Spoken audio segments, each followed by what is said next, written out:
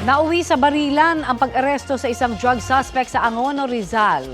Nahuli po ang suspect na itinangging nagpaputok siya ng baril at ang paratang nasangkot siya sa iligal na droga. Balitang hatid ni EJ Gomez, exclusive. Sumugod ang ilang pulis sa paakyat na lugar na ito sa barangay Mahabang Parang sa Angono, Rizal noong Biyernes. Pakay nila ang mag-asawang drug suspects. Nang bigla na lang, nagbarila ng dalawang panig habang nagtatangka umanong tumakas ang 57 anyos na target na si alias Lolo. Alam namin na may baril, but syempre, as much as possible, gusto namin nahuli na walang shootout na mangyari. But unfortunately, nag-draw ng baril itong si alias Lolo. Nung nahalata niya na parang nagsumenyas yung ating pulis. Tumakbo siyang bigla at paghabol sa kanya ng ating pulis, pinutukan niya. Sa gitna ng engkwentro, tinamaan sa braso ang lalaking target. Nung nakita ng ating kasama na pulis na nalaglag na yung baril na hawak ni Lolo, ay hindi niya na finalaw ng putok ulit. Agad na inaresto si alias Lolo. Naresto kita ha sa pagbebenta ng pinagkabawal na droga.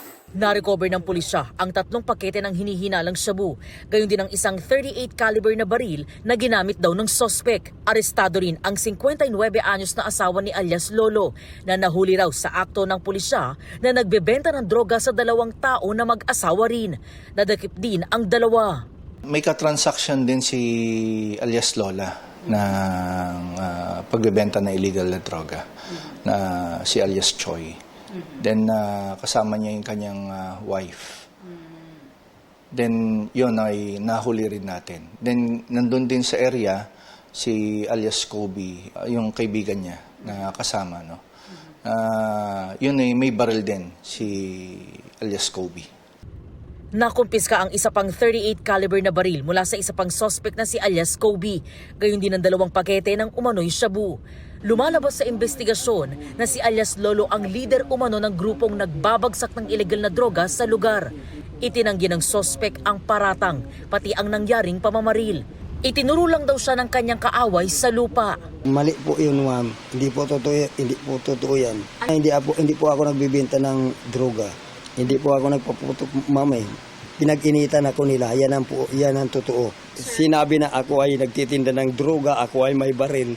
Kaya siyempre naniwala naman ng mga pulis.